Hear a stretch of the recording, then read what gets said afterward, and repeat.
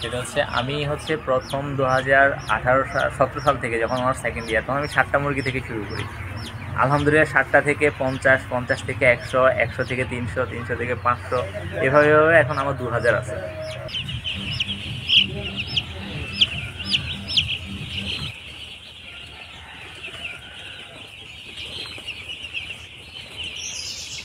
তো আমার দেখা দেখি আমার কাকাও স্টার্ট করছে।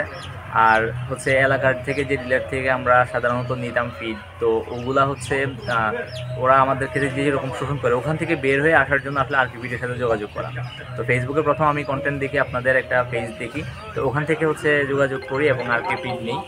তো আলহামদুলিল্লাহ এখন পর্যন্ত যতগুলা ফিড খাওয়াইছি ম্যাক্সিমাম পাউডার পড়তো আর কি। যেমন ধরেন এই স্টার্টারের মধ্যে প্রচুর পরিমাণ পাউডার হতো, এটা ওয়েস্ট হইতো অনেক। বাট আর কি ফিডের যে ফ্রি স্টার্টারটা, আমি ভাবছিলাম হয়তো এটা অনেকটা পাউডার পড়বে, বাট আলহামদুলিল্লাহ এটার ইয়েটা অনেক ভালো, দানাটা অনেক ভালো এবং মসৃণ ঝুরঝুরে। পাউডারটা খুবই কম, যেটা আমার ওয়েস্টের আগের চাইতে অনেক অংশে কমে গেছে ওয়েস্ট। হ্যাঁ, তো এটা হচ্ছে আমার জার্নি।